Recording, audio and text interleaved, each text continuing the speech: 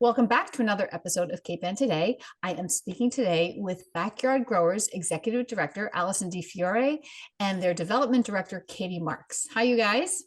Hi, Thanks how are for you? Thanks for being. having us. Yeah, thanks for being with me. So you have a lot of exciting news. Here we're starting out. The start of September is always exciting for anything, but Backyard Growers has a lot to announce. So do you guys want to introduce your new ideas? Sure. Yeah, we have a lot going on. And Katy, you'll have to jump in if I forget anything, because fall is really when our calendar gets super loaded in a great way. So we have our upcoming programming at the schools starting this September, kicking off our fall harvest days, which is in all the elementary schools and the public preschools and the middle school. And that's when all students come together to harvest and taste crops that they planted as seed in the spring. So these crops include potatoes and carrots and beets and dry beans and squash. And then we have a similar program at O'Malley with our popcorn and wheat program. So and a really awesome soil health program in the garden there with a new crop of 8th graders. We are expanding Burnham's field community garden, which we're really excited about. And I think Katy's going to talk a little bit more about that, but we just put the fence in around the new space, which is almost double. Is it a full double, Katy? No, so it's a third. It's about a third. 11 beds will go into that spot right there. Yeah, so we're really excited because that's taking like a big chunk of folks off of our wait list, which is awesome. So we have a really lengthy wait list for that garden. We're really excited. Oh, that was loud. To offer more beds.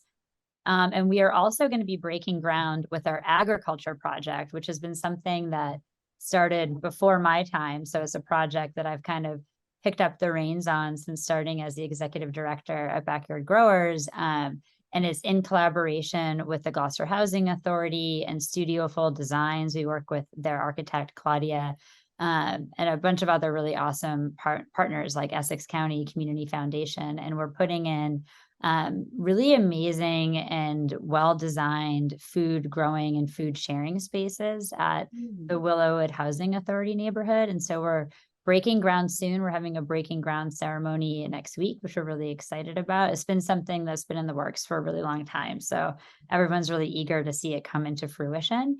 And then we also have our annual fundraiser coming up on September 20th at Shorten, Maine, which we're super excited about because we haven't been able to do an in-person grow down. It's called our annual grow down since 2019. So this is the first time that we're hosting an in-person annual fundraiser, and we're just thrilled that we get to be with our community in person for that. Did I forget anything, Katy? Well, what's exciting about the grow down and kind of to talk a little bit more about Burnham's is so the waiting list for the community gardens at Burnham's Field tripled in like the last couple of years, really since the COVID pandemic hit. So we kind of have been like the host for all of this. Backyard Growers have been the people who have seen this demand for urban farming and urban growing just explode over the last couple of years. We decided that was something that we really wanted to work towards fundraising for that. The last grow down that was in September of last year. So that was one of the main points that we fundraised for. So really, we did have a couple other funders, but that was the main funder for this expansion. So those new 11 beds really came from that annual fundraiser. So It was virtual last year. Yeah. Yes, the one that was last year. So it's exciting to have that kind of result pairing with the excitement of having the grow down in person at Shorten, Maine on September 20th. So it's just exciting to see neighbors helping neighbors and to really be like, here's what you all did. We kind of were just the hosts to make it all happen. So yeah, it's just such a short distance from the generosity of people last year, the grow down to, oh, look at these raised beds right in our neighborhood. It's really wonderful. So for those of us who can't see the Burnham Field Gardens, tell us what they look like. Sure. So there's 2 community gardens at Burnham's Field, one kind of on either side.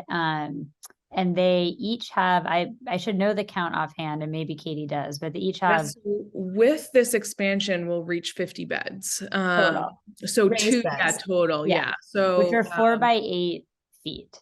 So Mhm. we teach and promote square foot gardening at Backyard Growers. It's just like a really great way to maximize your growing space, just have like really dense plantings. And so they're all wooden 4 by 8 foot raised beds that are ADA compliant and super accessible kind of from all. They're designed to be accessible from like every edge of the bed, if that makes sense. You can always reach the inside from wherever you are. They're like really Oh, that's wonderful perfect. growing spaces. Yeah. they're also They all really have a light. fenced in area, water access, space for people to gather a bit. Like they have picnic tables and things like that, compost bins and some shared resources like that as well. And you actually provide some supplies for people with these gardens too, right? Yeah, we do. So each year our program participants have access to seeds and plant starts. We do soil top offs. We work really closely with Black Earth Compost. So kind of anything to get your garden going and then maintaining it throughout the year within reason. And then one of the things that I love about our community gardens and community gardens in general is that we sort of lay the foundation for like, this is the basic setup. Here's what you need to succeed. We offer a lot of resources to ensure that folks do succeed, but then people really take it in their own direction. Like, they put their own little, garden ornaments in if they want. They do a lot of like their own little, you can tell the unique identity of each bed, not just by what people are growing, but people kind of have the space to be a little bit creative with how they, maybe decorate it or the way they set it up and all that. And I love seeing that. And this time of year is really awesome because we're entering into like the big time of harvest in New England, which is fun. And it's been a tough year for growing because it's been a drought. Say, yeah. It's been absolutely insane. And so the gardens definitely like experienced that. We've had watering bans and things like that going on, but they're still really thriving and people are still getting really great harvests off of them. And it's really fun to see what's growing in everyone's gardens. You can tell the folks that are like putting food away for the winter because they just have like a lot of volume of like a few key crops. Like, like I know Katie is a big sauce maker. She hosted like a sauce making day for our staff not too long ago. You can tell who's doing that. And then you can tell who's kind of like dabbling in different things and who has little kids. That's always kind of obvious too. And then there's the one person who has just potatoes, right? Yeah. Exactly. You can tell the people that were also maybe like a little over eager and planted way more than I've been there. what they could need. It's fun seeing the like, people are in totally different parts of or different stages and like how much they know about gardening. We've got new gardeners, super experienced folks, people kind of in the middle, and it's really a lot of fun to see all that character and identity come out of the garden beds. Yeah, I have just loved seeing any community garden, anytime, any place. And I think the first ones I saw really regularly in my daily life were on the Fenway in Boston. Yeah. And they are just like, I think people had them for generations maybe, and they're just always so lively. There's just such life and not just the things growing, but it's a gathering space, and I think that's one of the things that we're so excited about with the agriculture project actually is that it's a unique project for backyard growers because it's almost like 1 degree removed from just being a food growing space because we're trying to help residents take those next steps of like gathering together and creating an outdoor space where they can take what they've grown and share it and prepare it and eat it together and all of these things. And that is one of the things I love about community gardens. My grandparents and great grandparents on my dad's side grew up in Peabody in the Housing Authority neighborhood, and they're Polish and Lithuanian, and they just had the most robust garden. And it wasn't specific to their unit. It was kind of like more of a collective thing with other residents there as well. More, I think, probably happened organically. I don't think there was like an organizing body, but folks were raising chickens and growing so much food, and often from seeds and plants they brought over with them when they immigrated. And that's something we see here, and it's really exciting, and I think the chance to kind of create those little gathering spaces for folks to really be able to share and talk about that and exchange things. And it's wonderful. It's such a sign of a vibrant community. And I think the historical roots of community gardens go so far back because it's such like a human thing to grow food, to gather, to share it. And it's wonderful being a part of it here. Well, can you describe, let's talk more about the agricultural center. Am I saying that right? It's agriculture, little a, big C, one word, agriculture. So it's a project. Yeah. Agriculture. Yeah. So, help me understand what this structure, what will look like when they get the ground up. Yeah. So where is it and what will it look like? So we have a community garden at Willowood, and I should know the numbers of all the garden beds. I mean, I remember there's like about 10 beds in it. It's like a small community garden there. And it's packed, every bed is in use, and that's in a fenced-in area. And adjacent to that fenced-in area is kind of just a vacant space. And last summer, Claudia Parashev, who is the architect that was the artist in residence at Backyard Growers, she worked with the community to kind of help, in a collaborative way, figure out what would go in there. But some picnic tables and an easy up tent were there last summer. And it was sort of like organically just drawing people in, like community gardeners were just kind of using those tables and sitting and eating and talking. And so from there, and working with the residents at Willowood, this space was dreamed up. And so what ultimately is going to go in, and part of that is happening this fall, and then, the remainder will be completed in the spring, is a pavilion, which is like a trellis shade structure that will have seating underneath it. And it's large enough for folks and designed with the intention of it being a nice space for folks to gather, but also prepare food that they're, taking from their gardens. And then there will be additional garden planters that have perennial crops in them. So things like perennial herbs, maybe some more robust things than just herbs. That's like the thing that we're finalizing right now. And then, more seating areas. Ultimately, there will be like a children's play area, which was something that we really heard from residents. And being the parent of an almost 4-year-old and 1-year-old, and I'm sure Katie, who also has 2 young ones, can attest that having a fenced in play area for small children will actually allow you to do your gardening. So we're like, so that made total sense to us. So that's one of the things that's going to be going in there as well. And then there's a few other components that the community was excited about that we're hoping to install in the spring as well. So it's really taking like this vacant space and turning it into a really beautiful, not just structure, because there's many structures. The pavilion is kind of like the heart of that, that's that covered kind of community gathering space. But Claudia has, been really patient, the architect, and kind of, she's been under like 2 leadership teams at Backyard Growers and lots of different changes as we kind of got closer to the install date, and lots of changes just with the supply chain, making things accessible or unavailable or more expensive or whatnot. And we are collaborating with Cornerstone Creative, which is a local nonprofit founded by Adam Quinn, that works with youth and Cape Ann youth and youth that are, from the region, and teaches them a trade, the trade being woodworking. And so Cornerstone Creative Youth, they're going to be installing the pavilion and building those planters and picnic tables. And we're just excited to, I have a background as a youth development worker. And so I'm always excited when there's like a moment of youth, like leadership in the community. That would be actually lovely as well.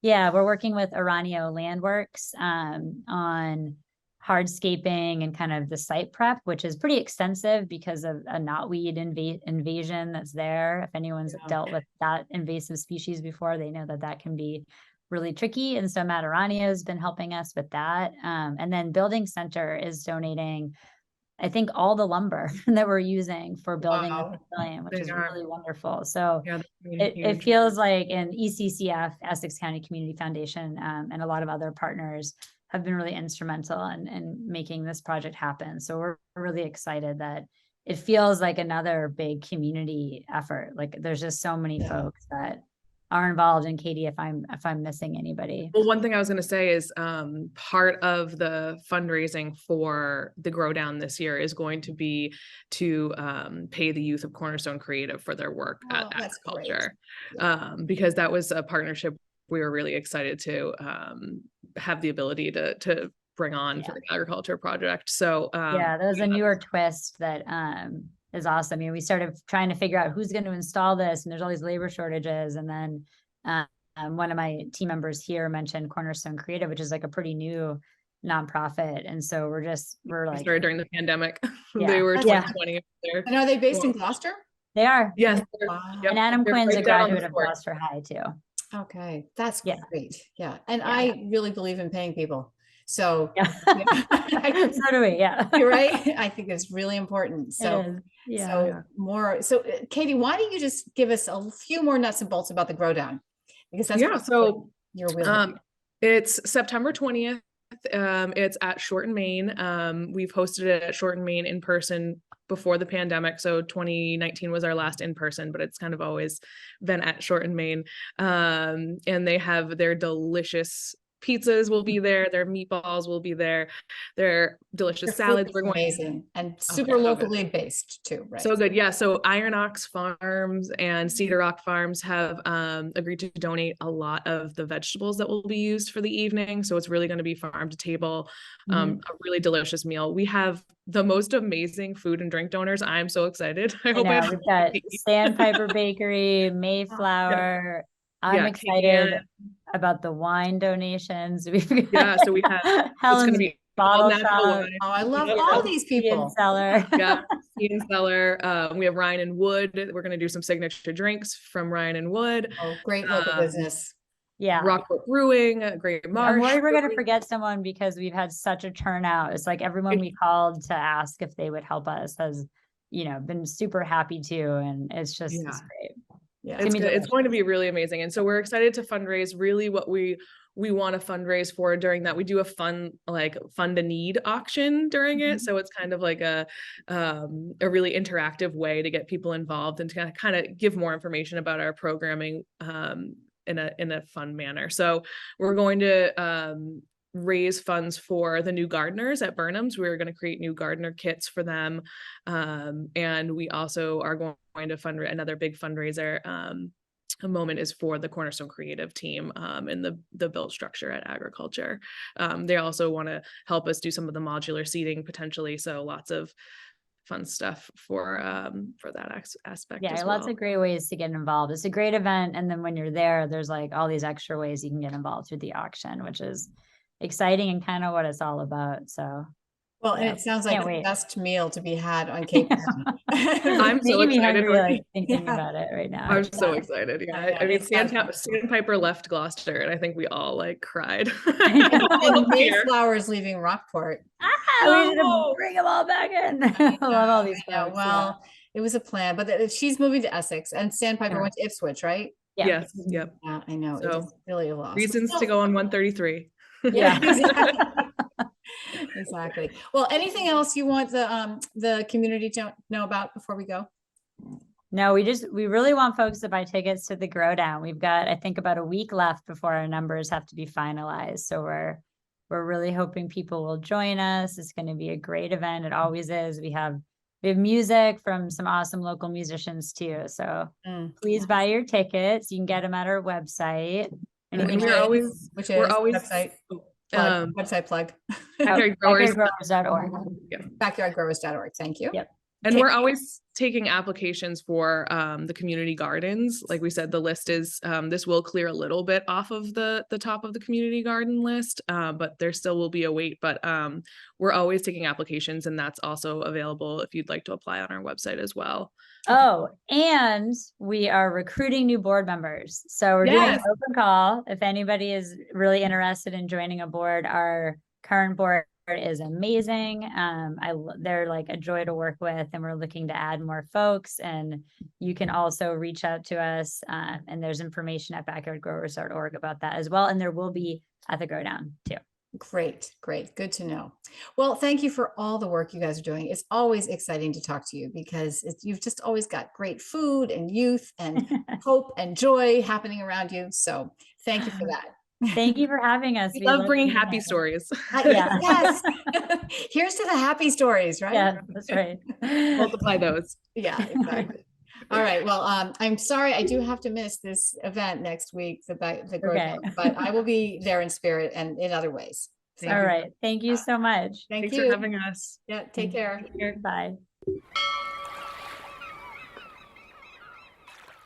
Interested in a sponsorship?